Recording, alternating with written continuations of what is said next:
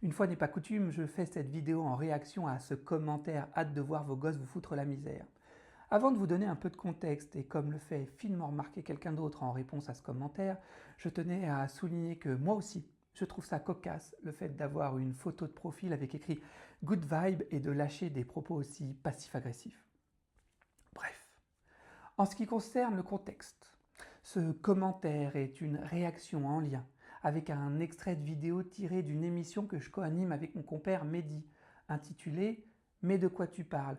émission que vous pouvez retrouver sur YouTube et sur la chaîne Aime le Mehdi, tout attaché et comme ça se prononce.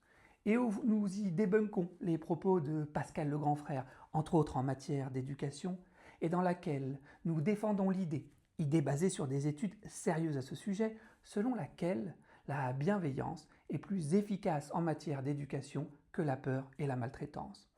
Et j'en vois déjà certains venir.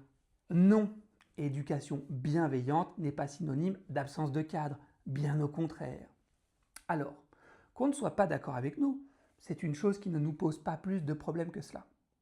Même si nous préférerions que nos détracteurs aient des arguments solides pour étayer leurs opinions, ce qui, pour le moment, n'est jamais arrivé.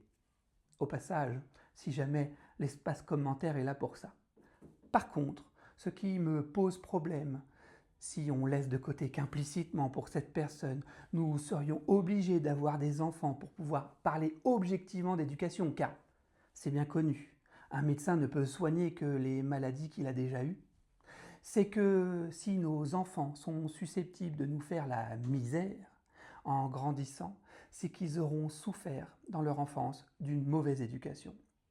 Et je trouve problématique l'idée de se réjouir de la possibilité qu'un enfant puisse souffrir d'une éducation dysfonctionnelle juste pour pouvoir, plus tard, prouver qu'on avait raison.